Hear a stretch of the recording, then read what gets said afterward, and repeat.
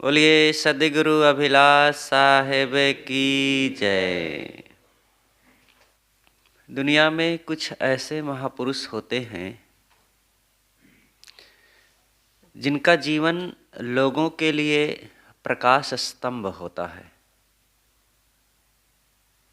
उनकी एक एक घटनाएं लोगों के लिए बहुत प्रेरणादायी होती हैं।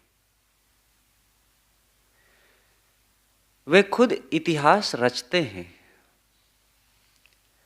वे जो कुछ करते हैं, जो कुछ बोलते हैं, जहाँ जाते हैं, जिनसे मिलते जुलते हैं और जीवन में जो कुछ भी वे करने लगते हैं वही इतिहास बन जाता है।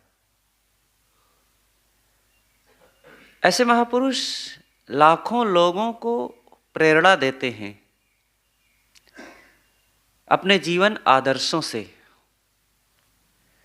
और वे महापुरुष हैं बुद्ध, महावीर, कबीर, दयानंद, विवेकानंद, नानक, लाओ त्से, कन्फ्यूशियस। ये कुछ ऐसे ही थे। ये कुछ ऐसी सोच के होते हैं ये लोग कि अपने जीवन को वो गढ़ते हैं और इतना उसको गढ़ने, संवारने और व्यवस्थित करने में अपना तन मन लगा देते हैं कि वही फिर सबके लिए आदर्श हो जाता है। इन्हीं महापुरुषों में सद्गुरु अभिलाष देव जी आते हैं। इनके जीवन की घटनाओं पर पीछे काफ़ी दिनों से चर्चाएं हो रही है। आज हम उनकी विशेष कुछ घटनाओं पर चर्चा करेंगे। वो चर्चा क्या है, केवल तिथियों का यहाँ पर हम अवलोकन करेंगे कि वे तिथियाँ कौन कौन सी हैं, कब कहाँ क्या किया उन्होंने। तो थोड़े में इसको हम पीछे पूरे जीवन की मुख्य तिथियों पर यहाँ आज कुछ चर्चा करते हैं। सद्गुरु अभिलाष साहेब जी के माता पिता कौन थे? माता का नाम था श्रीमती जगरानी देवी और पिताजी थे पंडित दुर्गा प्रसाद शुक्ल। आपका जन्म स्थान कहाँ था? कोई भी महापुरुष होता है उसका जन्म होता है, कोई अलौकिक नहीं होता है। दुनिया में कोई भी, चाहे सामान्य पुरुष हो या विशेष पुरुष, आप्त पुरुष हो, सबका किसी माता पिता से, किसी स्थान पर, किसी गांव बस्ती में या कहीं कुछ हो, उसका जन्म होता है।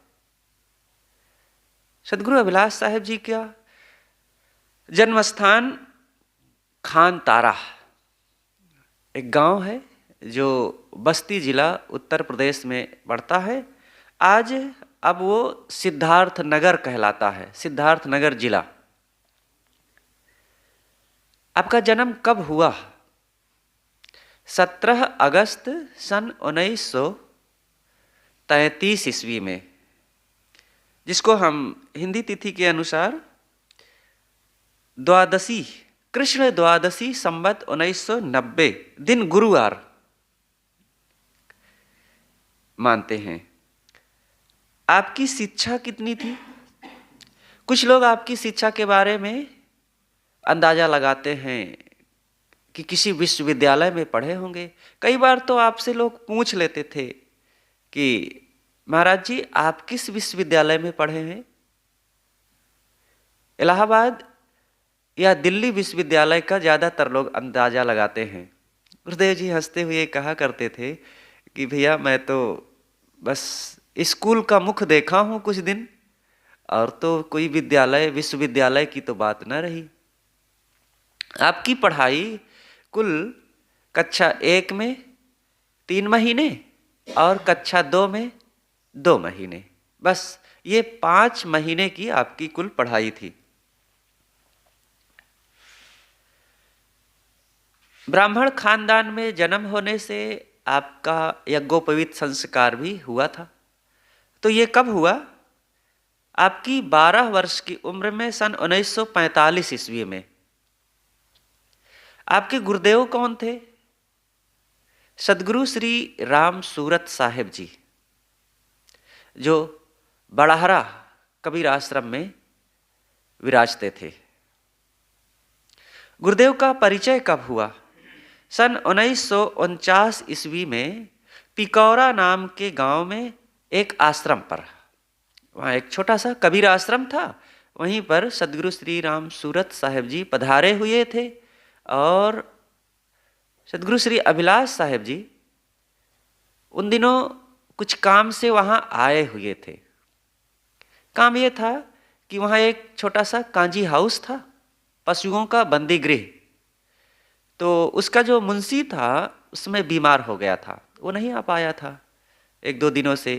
तो इनको जिम्मेदारी दे रखा था, फाइल दे दिया था, रजिस्टर अपना, कि पशु कितने, कौन आए कौन गए और किसके हैं कहाँ के हैं, इसका हिसाब किताब आप रखिएगा। तो आप उसी हिसाब किताब के लिए वहाँ गए थे और पता चला कि एक संत आए हैं आश्रम में। तो जा कर के सदगुरु श्री राम सूरत साहिब जी के दर्शन किए और फिर उनके विचारों से प्रभावित भी हुए। और वही प्रथम मिलन, और वो प्रथम मिलन ही आपके मन में बड़ा प्रभाव डाला। और फिर धीरे धीरे द्वितीय तृतीय भी होता रहा और फिर आपने उनको अपना गुरुदेव ही चुना। सदगुरु श्री अभिलाष साहिब जी के आदर्श गुरु कौन थे?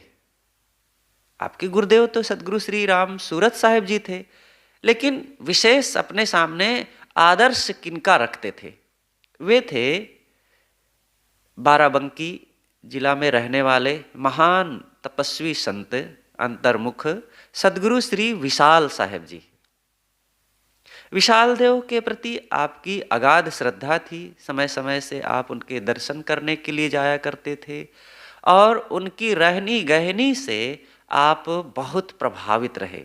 और अंतिम तक सदगुरु विशाल देव की जीवन गाथाओं को और उनकी वाणियों को सदगुरु अभिलाष साहिब जी उद्धृत करते रहते थे। आपने संध्योपासना भी अपने प्रारंभिक दिनों में किया। तो संध्योपासना किस उम्र में शुरू किया? 12 साल की उम्र में। आप एक आसनी और रुद्राक्ष की माला, आसनी कंबल की होती थी, ये सदैव रखते थे। एक सुरक्षित स्थान पर आसनी को टांग देते थे, माला भी वहीं टांग देते थे। और जब आपको समय मिलता अपने समय अनुसार संध्योपासना करते थे। आपके उपास्य कौन थे उन दिनों? राम, कृष्ण, विष्णु, शिव, ये 4 देवताओं की आप उपासना पहले करते थे। आपने बाद में किनकी उपासना किया? बाद में फिर संत और सदगुरु और निज चेतन स्वरूप, ये आपकी उपासना का केंद्र हुआ। पहले सगुण रूप में किसी मूर्ति या किसी नाम जप में या इन भाव में आप डूबे रहते थे। लेकिन जब बोध हुआ, पारक सिद्धांत मिला, सदगुरु कबीर साहब का विचार मिला, गुरुदेव के दर्शन हुए, तो फिर आपकी विचारधारा बदल गई और फिर संतों में रमने लगे, गुरुदेव के विचारों को हृदय में धारण करने लगे। और वो सारे विचारों का मूल था कि निज स्वरूप में लौटना, आत्मबोध होना। पारक सिद्धांत का परिचय आपका कब हुआ? सन 1950 ईस्वी में। उसमें आपकी उम्र 17-18 साल की थी। पारक सिद्धांत की किन पुस्तकों से आप सबसे पहले प्रभावित हुए? किन पुस्तकों को पढ़े और जिसके कारण कि आप पारक सिद्धांत से जुड़े? वो पुस्तक थी सदगुरु श्री निर्मल साहेब कृत निर्मल सत्यज्ञान प्रभाकर, और दूसरी पुस्तक सदगुरु श्री पूर्ण साहेब जी की लिखी हुई बीजक टीका त्रिज्या। आपका गुरु आश्रम कहाँ पड़ता है? कबीर आश्रम बड़हरा, गोंडा जिला में जो पड़ता है, उत्तर प्रदेश में। आपने सर्वप्रथम किस पद की रचना किया? गुरुवर तुम्हारी महिमा अनुपम अपार है। ये पद है जो आपकी पुस्तक भजनावली में है। इसको आपने अपनी करीब करीब 18 साल की उम्र में बनाया था और उसमें छाप पहले दूसरा किए थे, लेकिन जब साधु वेश में आए और आपका नाम बदल गया तो बाद में उस छाप को चेंज कर दिया गया। ने गृह त्याग कब किया? 12 नवंबर 1953 तदनुसार कार्तिक शुक्ल पंचमी संवत 2010। साधुवेश आपका कब हुआ? बस 12 नवंबर से 3 दिन बाद 15 नवंबर सन 1953 और कार्तिक शुक्ल अष्टमी संवत 2010। आपका पुराना नाम क्या था? राम सुमिरन शुक्ल। साधुवेश में आने के बाद सदगुरु श्री राम सूरत साहेब जी ने नाम बदल करके क्या रखा? अभिलाष दास, जिन्हें हम आदर से सदगुरु अभिलाष साहेब जी के नाम से जानते हैं। आपने सदगुरु विशाल साहेब जी का प्रथम दर्शन कब किया? 17 नवंबर सन 1953 ईस्वी में। बुरहानपुर की यात्राएं आपने कितनी बार किया और सर्वप्रथम कब किया?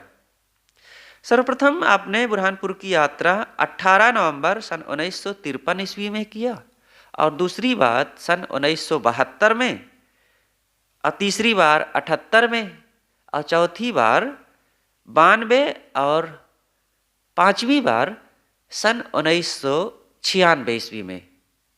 लास्ट में जब पूज्य सदगुरु श्री राम स्वरूप साहेब जी की पुण्यतिथि मनाई गई थी सन 1996 में, उस समय गए थे। और वो सन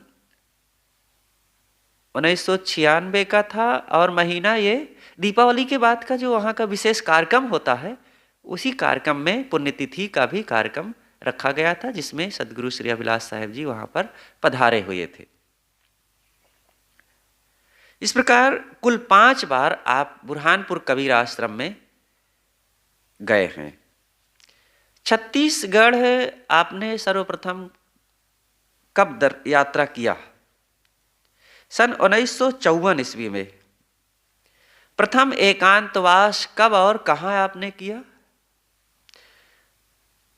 सन 1956 ईस्वी चिवरी बंगला रायपुर छत्तीसगढ़ में। ये अंग्रेजों का एक बंगला था। वहाँ पर वे लोग आकर के समय समय से रहते थे और वहाँ की व्यवस्थाओं को, आसपास की व्यवस्थाओं को देखते थे। तो वो बंगला था। बाद में फिर जब अंग्रेज लोग चले गए तो उसको किसी चक्की या और कोई कार्य में लोग लेने लगे। अब बाद में वो भी सब बंद हो गया, तो उजाड़ वीरान रूप में वो पड़ा था। और वहीं पर जाकर के सदगुरु अभिलाष साहेब जी 1-2 बार एकांतवास किए, 1-1 महीना के लिए। प्रथम पद्यात्मक पुस्तक आपकी कौन सी है? वैराग्य संजीवनी।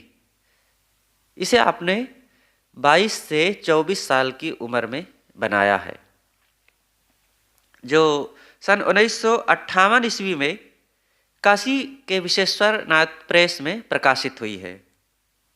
प्रथम गद्यात्मक पुस्तक कौन सी है? विवेक प्रकाश। ये 1960 ईस्वी में प्रकाशित हुई। स्वामी राम सुखदास जी महाराज एक वैष्णव परंपरा में महान वैराग्यवान संत हुए हैं। अभी अभी 10-12 साल 15 साल पहले उनका निधन हुआ है। करीब करीब 98 या 100 साल के आसपास जी करके उन्होंने देह त्याग किया। तो उनका सर्वप्रथम आपने दर्शन कब किया? सन 1960 ईस्वी गीता प्रेस में, जो गोरखपुर में पड़ता है। श्री जयदयान गोयनका जी से मिलन आपका कब हुआ? मार्च 1960। उसी समय जब स्वामी राम सुखदास जी महाराज से दर्शन हुए थे, उसी समय। प्रथम दीक्षा आपने कब दिया? सन 1962-63 में, ये उत्तर प्रदेश गोंडा जिला के ये महादेव नाम के गांव में। बिहार की प्रथम यात्रा आपने कब किया? सन 1963 ईस्वी में। श्रृंगी ऋषि पर्वत पर आपने कब संतों के बीच में प्रवचन दिया? ये सन 1963 ईस्वी मार्च का समय था। आप संत समाज सहित, छत्तीसगढ़ में ये पड़ता है, आज धमतरी जिला है वो, तो वहाँ पर एक पहाड़ है और ऊपर विशेष स्थान, एक विशाल गुफा जैसे, गुफा तो नहीं कहेंगे, ऊपर एक सुरक्षित विशेष बना हुआ है, सामने प्रांगण है और उसके आगे मंच जैसे बना हुआ है। तो वहाँ पर संत समाज सहित गुरुदेव जी गए, तो फिर सब लोग बैठे, बहुत रमणीय स्थल है। वहाँ पर वैराग शतक पर आपने प्रवचन किया संतों के बीच में। कलकत्ता की प्रथम यात्रा आपने कब किया? सन 1954 ईस्वी में। श्री हनुमान प्रसाद पोद्दार जी से प्रथम मिलन कब हुआ? सन 1965 ईस्वी नवंबर में। परमार्थ निकेतन ऋषिकेश में आप कब गए? अप्रैल सन 1966 में आपका वहाँ पर प्रवचन हुआ था। पूज्य श्रद्धेय संत श्री ज्ञान साहेब जी आपको वहाँ पर बुलाए थे, क्योंकि साहेब जी, श्री ज्ञान साहेब जी वहाँ पर विद्या अध्ययन कर रहे थे। तो आपके आग्रह से परमार्थ निकेतन ऋषिकेश गुरुदेव जी को भी जाना हुआ और आपका वहाँ प्रवचन हुआ। उसकी जो विशेष घटना है, पीछे घटनाक्रम में दिया गया है, जो बहुत ही महत्वपूर्ण है। देहरादून शक्तिपीठ में आपका एक यज्ञ में प्रवचन हुआ था, वो कब हुआ? सन 1966 में ही। डॉक्टर संपूर्णानंद जो राजस्थान के कभी गवर्नर थे, उनसे मुलाकात कब हुई है? सन 1966 में। बीजक पारक प्रबोधिनी टीका का लेखन आपने कब किया? सन 1966 ईस्वी में। इसको गुरुदेव जी ने मोहम्मदनगर, जो बस्ती जिला में पड़ता है, शंकर भगत जी की बनवाई हुई कुटिया में रह करके आपने लिखा था, जो सन 1987 तक ये पुस्तक चलती रही और सन 1969 ईस्वी में ये छपी थी। डॉक्टर हजारी प्रसाद द्विवेदी से प्रथम मिलन कब हुआ? सन 1969 ईस्वी में। पारक प्रकाश पत्रिका का प्रकाशन कब शुरू किया गया? ये जुलाई सन 1971, और आपने उसका संपादन भी सन 1971 से 1991 तक बराबर करते रहे। गुजरात की प्रथम यात्रा आपने कब किया? सन 1972 ईस्वी में। प्रथम साधुवेश आपने सबसे पहले किसे दिया? सन 1977 ईस्वी में ब्रह्मचारी जीवनलाल जी को। पंचग्रंथि का लेखन 23 जून सन 1993 ईस्वी में भक्त श्री प्रेम प्रकाश जी के घर कोलकाता में रह करके शुरू किया।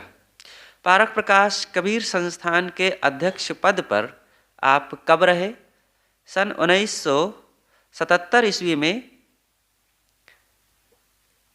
27 मई से लगभग 1 वर्ष तक। पारक प्रकाशक कबीर संस्थान की स्थापना आपने कब किया? 27 मई 1977 ईस्वी में। 1997 में इसका नाम बदल करके कबीर पारक संस्थान रखा गया। कबीर मंदिर प्रीतम नगर की जमीन का रजिस्ट्रेशन कब आपने किया? 2 जून 1977 ईस्वी में। कबीर मंदिर प्रीतम नगर का उद्घाटन आपने कब किया? 28 अप्रैल 1978 ईस्वी में। कबीर पारक संस्थान की वार्षिक अधिवेशन तिथि क्या है? आश्विन त्रयोदशी, चतुर्दशी और शरद पूर्णिमा, और प्रथम वार्षिक अधिवेशन सन 1978 ईस्वी में किया गया। महर्षि मेही जी महाराज के दर्शन सबसे पहले आपने कब किया? मई 1981 ईस्वी, कुप्पा घाट, भागलपुर में। शंकर भगत जी का निधन कब हुआ? 1981 ईस्वी में।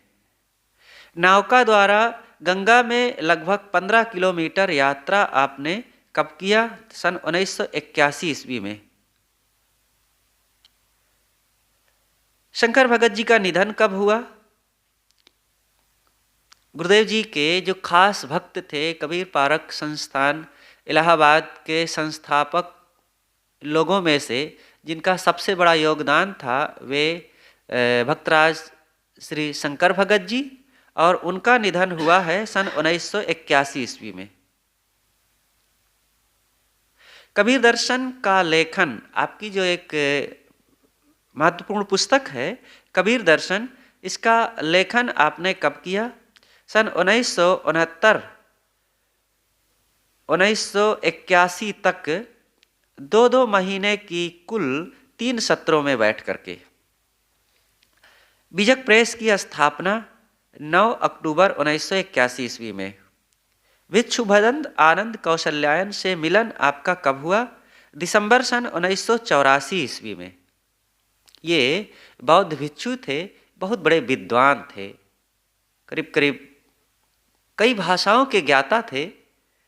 तो उनसे आपकी सर्वप्रथम जो मुलाकात हुई थी वह सन 1984 का समय नागपुर था। कबीर पारक संस्थान में प्रथम वर्षावास आपने कब किया? सन 1985 ईस्वी में। आपकी एक पुस्तक है रामायण रहस्य, इसका आपने कब सबसे पहले लिखा? सन 1986 ईस्वी में। बीजक पारक प्रबोधिनी व्याख्या का लेखन, यह बीजक पारक प्रबोधिनी टीका का परिशोधित एवं परिवर्धित रूप है, जो 18 अक्टूबर 1988 को लिख करके संपन्न हुआ।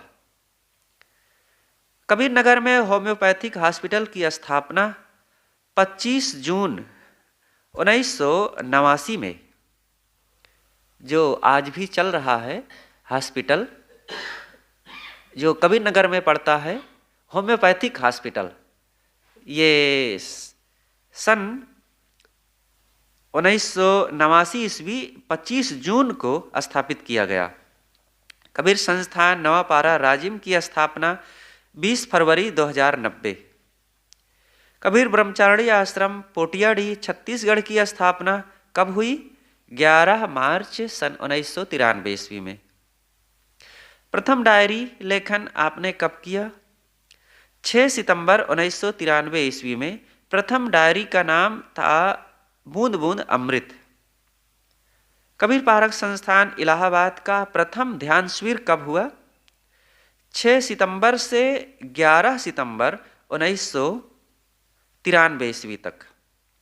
विशाल देव की तपस्थली तारेश्वर पर्वत काठमांडू नेपाल में 24 अप्रैल 1995 ईस्वी। कबीर संस्था नवापारा राजिम का प्रथम ध्यान शिविर कब हुआ? 19 अगस्त से 25 अगस्त सन 1995 ईस्वी में। मध्य प्रदेश भोपाल में मुख्यमंत्री के आवास पर प्रथम भाषण आपका कब हुआ? 10 दिसंबर 1995 ईस्वी। कबीर पारक संस्थान से जुड़े गुरुदेव जी के विशेष भक्तों में से एक थे भक्तराज श्री नाथा भाई, जो बड़ौदा जिला नाना मादरा गुजरात के रहने वाले थे। आपका निधन 31 जनवरी सन 1997 को हुआ। मध्य प्रदेश में राज्य अतिथि के रूप में आप कब रहे? सन 1998 ईस्वी में। सदगुरु श्री राम सूरत साहेब जी का निधन कब हुआ? 23 जुलाई सन 1998 ईस्वी।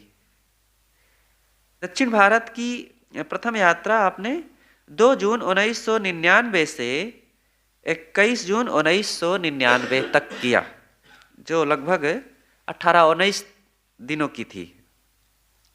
लगभग 2700 किलोमीटर आप प्राइवेट वाहन से वहाँ पर भ्रमण किया था साउथ में, जहाँ पर कन्याकुमारी, ऊटी और अनेक जगह श्री रमण महर्षि जी के आश्रम और अनेक जगहों में यात्राएं जो हुई थी, वहाँ पर 19 दिनों में 2700 किलोमीटर की हुई थी।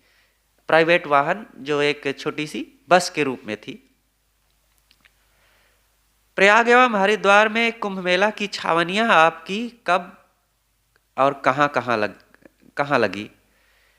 ये प्रयागराज का प्रथम जो आपका कुंभ मेला में छावनी लगी, ये जनवरी 1989 और दूसरी बार जनवरी 2001 में, और हरिद्वार में पहली बार मार्च 1986, दूसरी बार मार्च 1998 और तीसरी बार मार्च 2010 में। काठमांडू नेपाल का प्रवास आपका कब और कितनी बार हुआ? प्रथम बार सन 1981 ईस्वी में, दूसरी बार 1995 ईस्वी, तीसरी बार 2002, चौथी बार 2007, पांचवी बार 2009 और छठी अंतिम बार 2011 में आपने काठमांडू जो बानेश्वर कबीर आश्रम है, वहाँ करीब 15 दिन तक रहते रहे। वेद क्या कहते हैं पुस्तक का लेखन आपने कब किया? सन 2000 ईस्वी में। योग दर्शन जो 6 शास्त्रों में एक शास्त्र है, इसका भाष्य आपने कब किया? 11 फरवरी 2001 नवापारा छत्तीसगढ़ में आपने इसकी शुरुआत किया और 21 अप्रैल 2001 नाना अमाद्रा गुजरात में संपन्न किया। इस पुस्तक के लेखन में प्रेरक कौन हुए? जो गुम नाम से पत्र आया था गुरुदेव जी के पास कि गुरुदेव जी आप अनेक शास्त्रों उपनिषदों पर टीका व्याख्या लिखा है जो पढ़ने में सबके लिए बड़ा सुगम हो गया है, तो योग दर्शन पर भी आप काम कर दीजिए। अब अपना नाम नहीं दिया था, लेकिन बाद में पता चला काफ़ी वर्षों के बाद, तो वो युवक था छत्तीसगढ़ के बालोद जिला का, एक जो उस समय दुर्ग जिला पड़ता था, तो वो युवक था अरुण नाम का, जो कि अध्यापक था।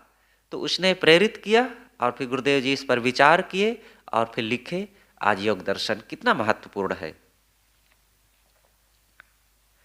कबीर ब्रह्मचारिणी आश्रम धर्मपुरी बड़ौदा गुजरात की स्थापना कब हुई? 1 मई सन 2001 में। जवाहरलाल नेहरू विश्वविद्यालय में आपका भाषण कब हुआ? 15 नवंबर 2002 में। सूरत में आचार्य महाप्रज्ञ जी के दर्शन मिलन आपका कब हुआ? 20 जुलाई 2003 में।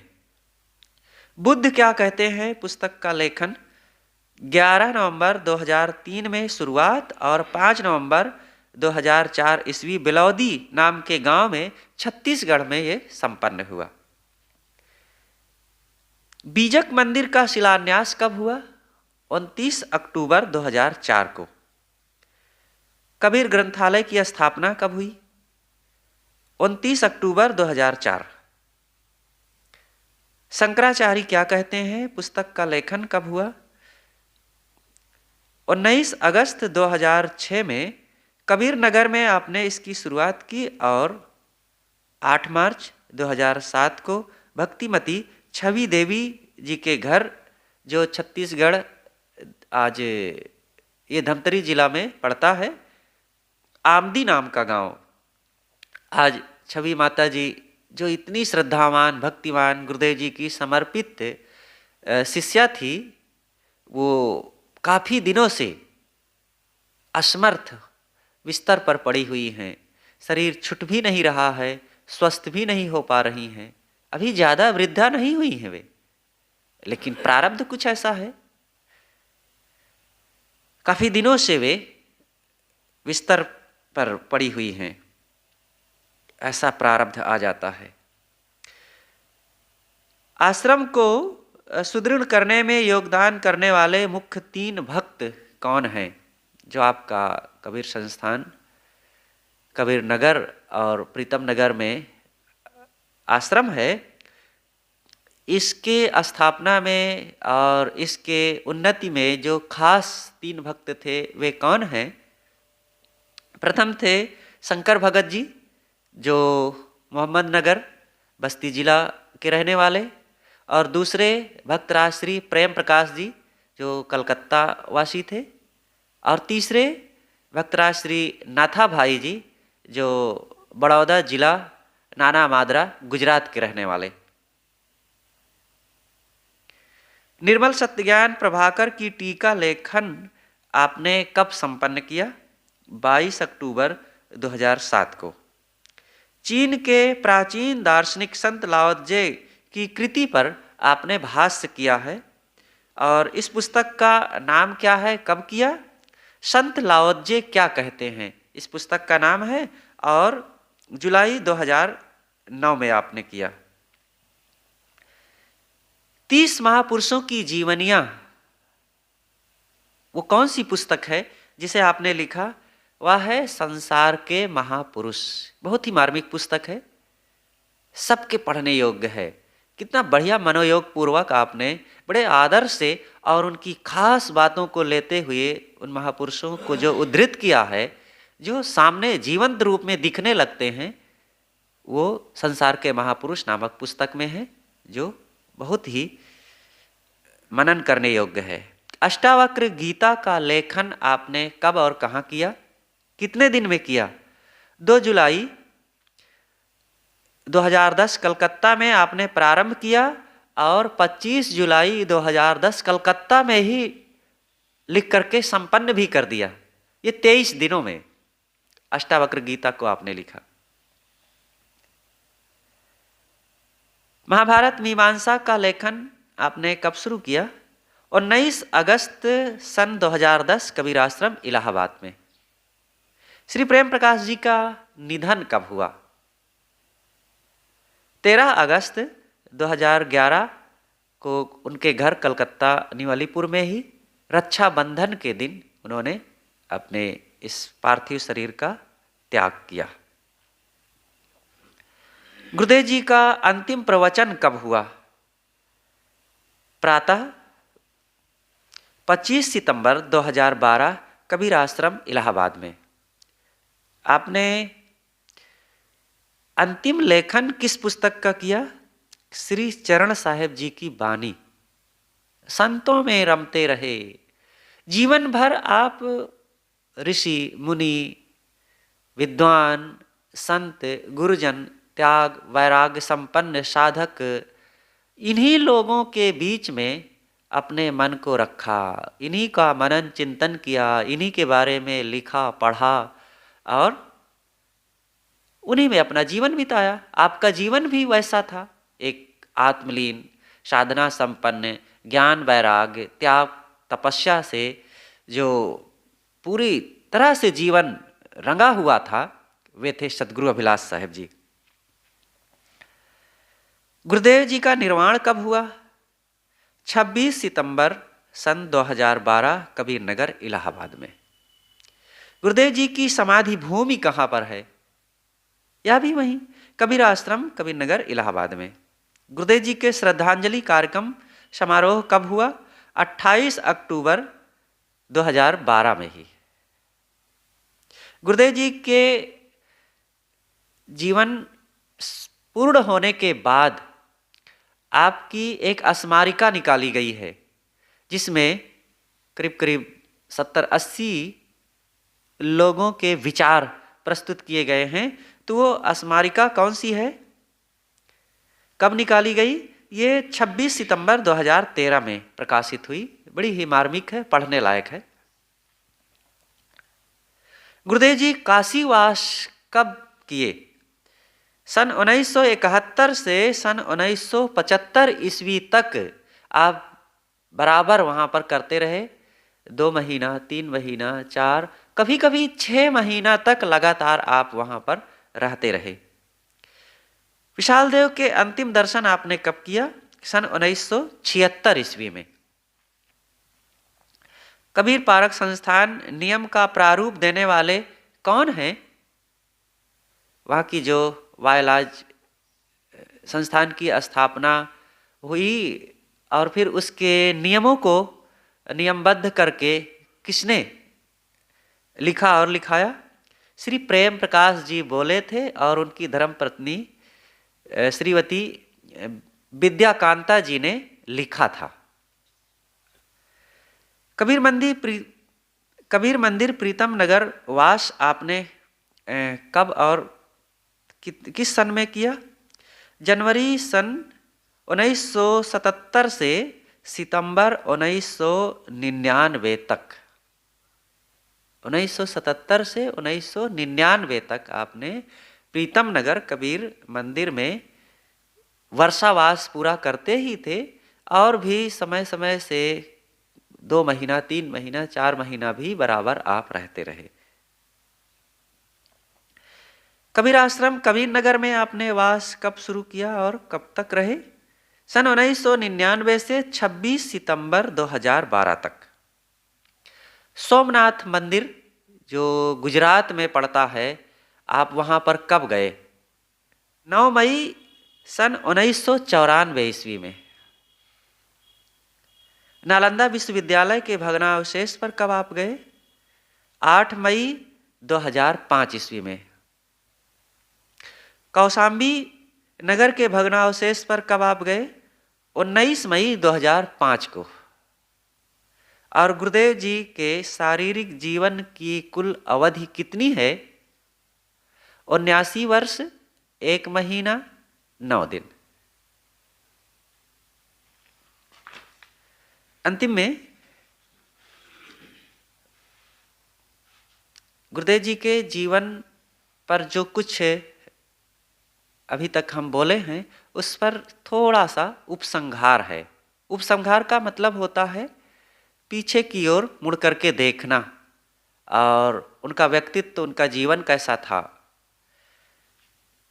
अभी तक तो चर्चाएं हुई गुरुदेव जी के जीवन की मुख्य घटनाओं पर, कब, कहाँ, किनके साथ कैसे वो घटनाएं घटी।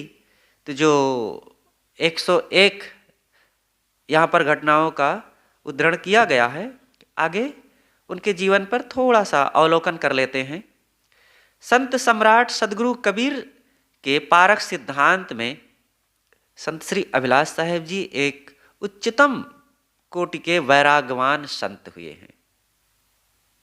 जैसे सदगुरु कबीर साहेब जी ने निर्भयता, साहस, त्याग, वैराग, अंतर्मुखता, समाज सुधार और समाधि का जीवन जिया, वैसा ही ज्यों का त्यों वैसे ही साहस, त्याग, वैराग, साधना और निष्कामता, अंतर्मुखता का जीवन हम वर्तमान में सदगुरु श्री अभिलाष साहेब जी के जीवन में भी देखे। तो आप एक महान वैरागवान संत थे, जो केवल संत ही नहीं, महान चिंतक, मनीषी, उद्भट विद्वान, कवि और लेखक थे। मुमुक्षु साधकों की आप माँ थे, संतों भक्तों के अनुशासता थे और व्याख्याकार थे, प्रवक्ता थे, युगदृष्टा, समाज सुधारक थे, क्रांतिकारी थे, दार्शनिक थे, समतालु निष्पक्ष समीक्षक थे, सद्गुरु थे और इच्छाजीत स्वरूप स्थिति प्राप्त जीवन मुक्त आत्मलीन संत थे।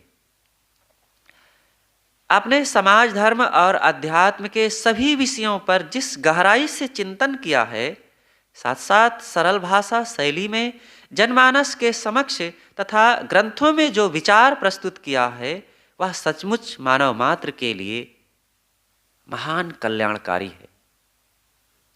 गुरुदेव का जीवन जैसे भक्ति, वैराग्य और ज्ञान की रहनी से परिपूर्ण था, वैसे ही आपकी वाणी प्रेम, वैराग्य और स्थिति के अनुभव रस से तरबतर थी। एक वाक्य में कहें तो संबंध और संबंधातीत अवस्था में सुखमय जीवन के लिए आप एक अद्भुत मिसाल थे। ऐसे ही प्रातिभ व्यक्तित्व के लिए अंग्रेजी के कवि लॉन्गफेलो ने कहा है, जो बहुत ही महत्वपूर्ण वचन है, जिसका हम हिंदी में यहाँ पर थोड़ा सा उद्धरण देते हैं। सभी महापुरुषों की जीवनियाँ हमें याद दिलाती हैं कि हम भी अपना जीवन महान बना सकते हैं। जब हम संसार से चले जाएंगे तब समय रूपी बालुका पर हमारे आचरण रूपी पद चिन्ह रह जाएंगे। बोध रहनी संपन्न सच्चे सद्गुरु की शरण में जाकर के संत सद्गुरु की उपासना करते हुए सद्गुण युक्त रहनी में रहते हुए पूर्ण निष्काम दशा को प्राप्त कर निज स्वरूप में स्थित होना आपका सार उपदेश था। यही सद्गुरु अभिलाष देव जी के जीवन की जो अंतिम सुगंधि है, और जिस सुगंधि से ये धरती आसमान सदा जगमगाता रहेगा, और जब तक मानवता जीवित रहेगी तब तक यहाँ का मानव समाज आपसे लाभ लेता रहेगा। आपके जीवन के अंतिम दर्शन करने वाले कौन थे, मैं थोड़ा सा 1 मिनट में उनका जिक्र करना चाहूँगा कि वे लोग कौन थे जो इतने सौभाग्यशाली थे और अंतिम में आपके दर्शन करने के लिए भी आए थे। जैसे उनको पता रहा हो। भक्तराज श्री राम सुचित शर्मा जी, ये इधर दूधी चुआ शिगरौली की तरफ रहने वाले थे, और ये अपने धर्मपत्नी और पुत्र को लेकर के आए थे और आपके सानिध्य में रहे। करीब 2 दिन तक रहे। आपके पास बैठते थे, बराबर बात करते थे। अपने बेटे की चर्चा कुछ वो करते थे कि साहब मेरा बेटा भी साधक हो जाता, आपकी शरण में आ जाता तो बड़ा अच्छा होता। कई बार कहते थे। गुरुदेव जी ने अंतिम में उनको कहा कि देखो ऐसा मत कहो, क्योंकि ऐसा कहने से समय से उसका मन अगर बदल गया और वो साधना में नहीं रहा तो फिर वो संतों से मिलने जुलने में भी सकुचाएगा।